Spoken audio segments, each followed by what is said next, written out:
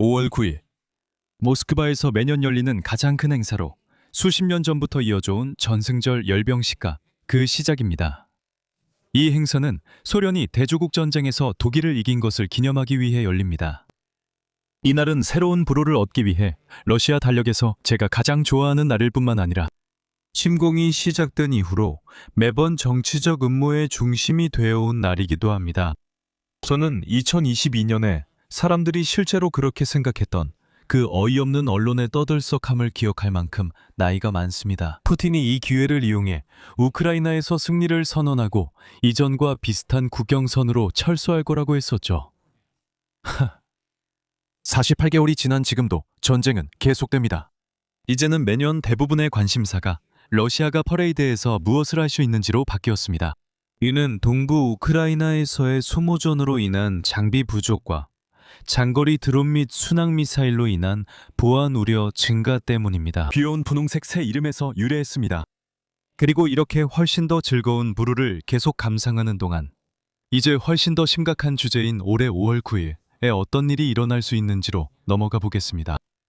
크렘린이 축소된 퍼레이드를 공개적으로 발표하고 푸틴이 전반적인 경호 체계를 강화하고 있다는 여러 보도가 나오는 가운데 이번에는 푸틴이 표적이 될 수 있다는 추측이 계속되고 있습니다. 그래서 오늘 준비한 내용으로는 세 가지에 집중하고 싶습니다. 첫째로, 모스크바에서 안전한 기념행사를 보장하기 위한 단기 휴전 제한 2가지를 다룰 예정인데 여기에는 우크라이나의 유머러스한 트롤링도 포함되어 있습니다. 그 다음에는 전반적인 안보 문제의 전략에 대해 설명하면서 좀 더 진지한 이야기를 하겠습니다. 이 전략은 승전 기념일 공격뿐만 아니라 지금 현재 일어나고 있는 일들에 대해서도 시사하는 바가 있습니다. 그리고 마지막으로 우리는 이것을 블라디미르 푸틴의 정권 안보 상황이 어떻게 보이는지에 대한 더 광범위한 보고서의 맥락에서 살펴보겠습니다. 하지만 말도 안 되는 휴전 이야기부터 시작해봅시다. 그리고 이 대화는 진지하기보다는 더 우스꽝스러울 것이라는 점을 미리 말씀드리겠습니다. 퍼레이드가 매년 열리는 전통인 것처럼 러시아가 위대한 소련의 승리를 기념하기 위해 휴전을 발표하는 것도 전통입니다. 실제로 푸틴이 방해 없이 퍼레이드를 하도록 보장하는 방법일 뿐입니다. 이런 휴전이 제대로 지켜졌다고 해도 들쑥날쑥했다는 사실은 전혀 놀랍지 않을 것입니다. 하지만 올해 우크라이나는 재미있는 일을 하기로 했습니다. 이번 주 초 젤렌스키는 러시아가 휴전을 할 수 있다고 발표했습니다. 하지만 5월 9일에는 시작하지 않습니다. 오히려 5월 6일에 시작됩니다. 그때부터 우크라이나는 러시아를 따라하게 됩니다. 우크라이나를 향한 발포가 없으면 러시아를 향한 발포도 없다는 겁니다. 상대가 하면 우리도 하는 식이죠. 기본적으로 우크라이나는 일방적인 휴전이 얼마나 어리석은지 보여주려고 했던 거죠. 그냥 휴전이라고 선언한다고 해서 갑자기 정말로 휴전이 이루어지는 게 아니라는 거죠. 그 말이 맞아요. 왜냐하면 러시아는 실제로 평소처럼 전쟁을 계속했으니까요. 그래서 이제 추측은 우크라이나가 승전 기념일 동안 무엇을 할지로 옮겨가고 있습니다. 러시아는 다시 한번 우크라이나가 모스크바에서 열리는 축제를 방해하면 심각한 결과가 있을 것이라고 경고하고 있죠. 크렘린과 이 전쟁을 제대로 못 따라가는 분들께 한마디 하자면 러시아가 뭘 하겠어요? 우크라이나 침공이라도 하겠습니까? 모스크바는 예비로 남겨둔 추가 카드가 없습니다. 이미 모든 카드를 다 썼거나 아니면 베이징이 달가워하지 않을 것이기 때문에 사용할 수 없는 카드뿐입니다. 전쟁에서 이기겠다고 위협만으로는 안 됩니다. 그럴 수 있었다면 이미 했을 겁니다. 좀 더 넓게 보면 저는 이 티격태격하는 휴전 논의가 시선을 돌리려는 것이라고 생각합니다. 젤렌스키가 지시한 휴전은 언론에서 대단한 묘수로 떠오르며 휴전 문제에 대한 크렘린의 위선을 적나라하게 드러냈습니다. 그렇다 해도 이 조치는 군사 상황에 실질적인 영향을 거의 미치지 못하고 있습니다. 그리고 4년이 지난 지금 어느 쪽이 옳은지에 대해 의견을 정하지 않은 사람이 과연 있을지 잘 모르겠습니다. 이로써 우크라이나는 전쟁을 지켜보는 이들 사이에서 긍정적인 뉴스 흐름을 만든 데서 얻는 이정 정도는 챙긴 셈입니다. 하지만 진짜 중요한 이야기는 승전 기념일이나 그 직전에 무슨 일이 일어나는가입니다. 그러니 그 이야기를 해봅시다. 비록 승전 기념일이 방어를 어떻게 배치할지라는 일반적인 전략 문제를 더 눈에 띄게 보여주긴 하지만 이건 역시 결국 방어를 배치하는 문제일 뿐입니다. 이 딜레마에 대해 우리가 이전에 살펴본 내용을 기억하실 수도 있겠지만 간단히 다시 설명드리겠습니다. 러시아에 두 곳의 장제적인 방어 취약 지점이 있고 각각은 고유한 취약성을 가지고 있으며 러시아가 그중 어느 곳에든 배치할 수 있는 방어 자원이 있다고 가정해 봅시다. 핵심은 러시아가 자원을 두 곳에 똑같이 나누어 배치하면 안 된다는 점입니다.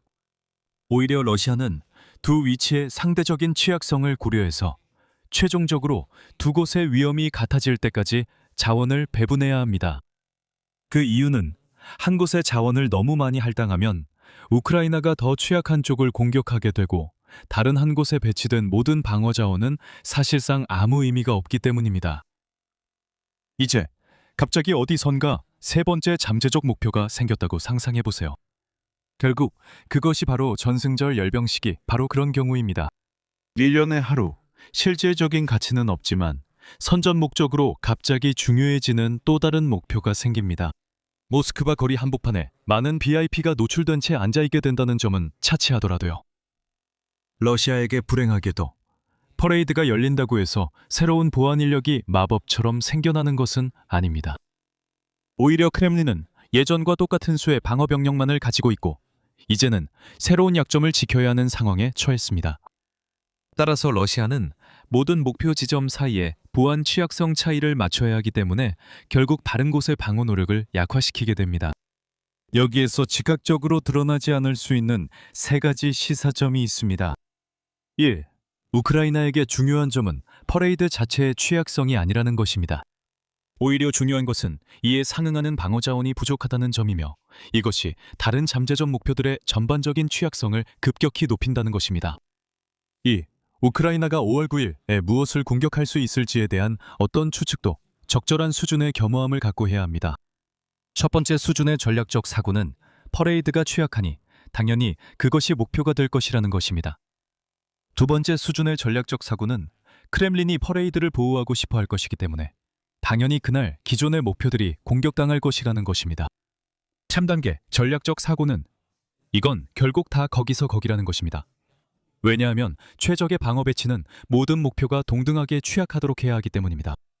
그리고 4단계 전략적 사고는 러시아가 그 목표들 중 어느 것을 타격할 수 있는지 정확한 능력을 알지 못하기 때문에 우크라이나의 능력에 대한 최선의 추정에 따라 취약성을 고르게 하려고 한다는 것입니다. 결국 우크라이나의 최종 목표를 결정하는 것은 오직 키예프만이 알고 있는 정보입니다.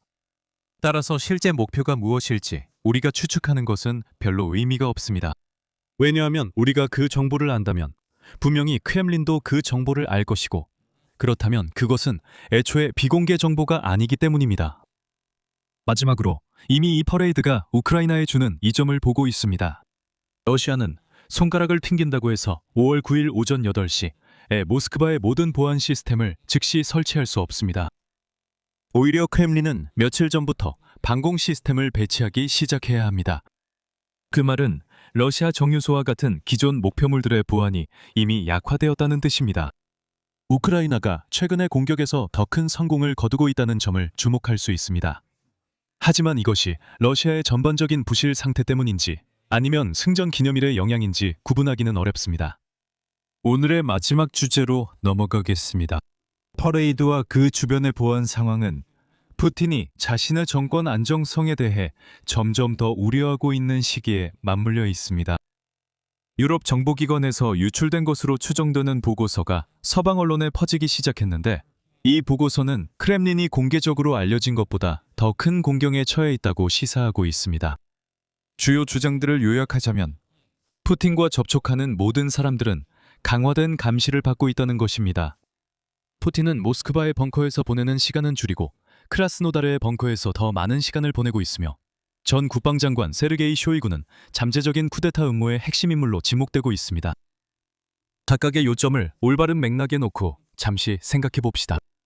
감시와 관련된 부분이 왜 이렇게 많은 주목을 받았는지 잘 모르겠습니다. 왜냐하면 이 내용은 그냥 편집증적인 독재자가 전통적인 편집증적 독재자 행동을 하는 것처럼 보이기 때문입니다. 이것을 다시 승전 기념일과 연결해보면 러시아는 올해도 불멸의 연대 행진을 열지 않고 있습니다. 왜냐하면 그 행진에는 푸틴 근처에 많은 일반인들이 서 있게 되기 때문입니다. 그래서 저는 이 정보가 우리가 이미 사실로 알고 있던 주제에 추가적인 맥락을 덧붙이고 있다고 말하고 싶습니다. 크라스노다르라는 점이 더 흥미롭습니다. 여기는 나라의 남쪽에 있습니다. 모스크바는 여기 위쪽에 있습니다. 이 두 곳은 우크라이나가 통제하는 영토에서 대략 같은 거리에 있지만 크라스노다르로 가는 경로는 방어가 없는 넓은 바다 위를 날아갈 수 있는 반면 모스크바로 향하는 드론은 자연스럽게 요격하기가 더 쉽습니다. 이것은 푸틴이 우크라이나의 위협보다 국내 위협을 더 걱정하고 있다는 것을 보여줍니다. 혹은 최소한 그는 우크라이나가 남부 러시아보다 모스크바에서 요원을 모집하는 것이 더 쉽다고 믿고 있습니다. 또한 그가 수도 안에 있는 것보다 수도 밖에 있는 것이 정권의 안전에 더 낫다고 믿는다는 점도 흥미롭습니다. 이것은 쿠데타의 일반 논리를 뒤집는 일입니다. 예를 들어 고르바초프가 바차에서 체포된 사건을 보면 그를 억류하고 수도에서 정부 구조를 확보한 다음 전체 작전이 끝났다고 선언하는 방식입니다. 오늘날 상황을 이해하는 한 가지 방법은 푸틴이 전통적인 방식으로 권력을 빼앗으려는 시도보다 자신의 생명을 노리는 시도를 더 걱정하고 있다는 것입니다. 쿠데타 위협과 관련해서 쇼이구는 지목하기에 흥미로운 인물입니다. 그와 푸틴은 가까운 관계였거나 아직도 그렇고 둘이 함께 휴가를 보내는 사진을 끝없이 찾아볼 수 있습니다. 푸틴이 왜 혹은 왜 그렇게 쇼이구와 가까웠는지에 대한 생각 중 일부는 쇼이구의 아버지가 시베리아의 튀르크계 민족 출신이었다는 점입니다. 그래서 쇼이구는 위협적이지 않았습니다. 왜냐하면 모스크바의 정치 권력자들은 그가 푸틴을 전복하려고 시도하더라도 그를 새로운 지도자로 받아들이지 않을 것이기 때문입니다. 그것이 그가 오랫동안 국방장관으로 있었던 이유입니다. 그리고 전쟁이 그가 그 역할에서 무능하다는 것을 증명한 후에도 그는 국가안보회의 서기로 자리를 옮겼습니다. 하지만 정보보고서는 결국 그가 위협이 될 수 있다고 말합니다.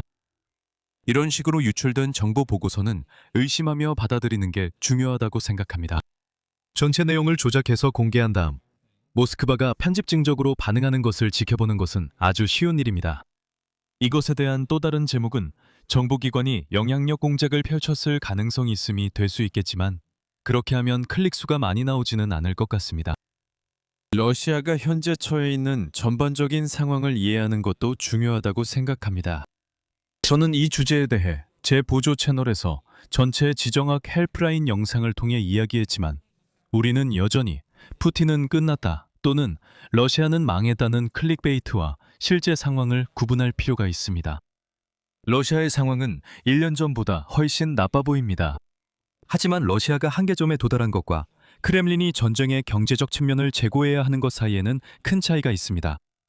그럼 모스크바 거리에서 쿠데타나 시위가 발생할 수 있을까요? 물론입니다. 하지만 이러한 일들이 여전히 가능성이 낮은 사건이라는 현실을 이해하는 것도 중요합니다. 그리고 지난 2년 동안 러시아가 2주 안에 붕괴할 것이라고 말해온 평론가들을 믿어서는 안 됩니다. 이 점을 언급하는 이유는 우크라이나가 승전 기념일의 기회를 어떻게 활용해야 하는지와 관련이 있기 때문입니다.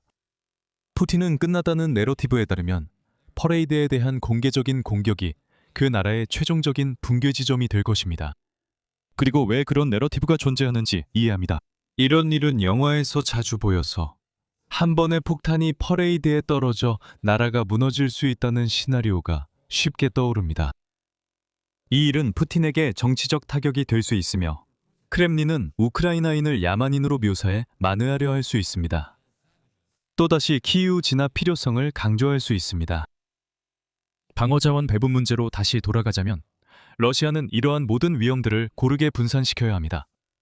우리 같은 키보드 전사들의 관점에서 보면 또 다른 정유소 공격은 퍼레이드를 공격하는 것과 전쟁 전체로 봤을 때 기대되는 순효과가 같아야 합니다. 수도의 방어가 집중돼 우크라이나가 성공할 확률이 낮아지므로 후자가 더 좋은 삽입 화면이 된다는 점은 상쇄됩니다. 자, 오늘의 핵심 포인트는 무엇일까요? 서로 맞서는 휴전 제안은 전쟁에 실질적인 영향을 미치지 않는 유쾌한 해프닝이었습니다. 전승절 열병식은 러시아의 보안 취약점을 만들고 있지만 실제로 발생하는 위험은 결국 전국의 다른 취약한 시설들로 분산됩니다. 그리고 우리는 그 새로운 보안 보고서를 인정해야 하지만 다른 모든 큰 전쟁 상황과 마찬가지로 과도하게 반응해서는 안 됩니다. 한편 러시아의 임박한 몰락에 대해 근히 호들갑을 떠는 것과 관련된 문제들, 그리고 우크라이나에 실제로 더 나은 정치적 지원을 제공하는 방법에 대해 더 알고 싶으시다면 제가 앞서 언급했던 지정학 헬프라인 영상을 확인해 보세요. 오늘 영상이 재미있으셨다면 좋아요와 공유, 구독 부탁드리고 다음에 또 뵙겠습니다. 안녕히 계세요.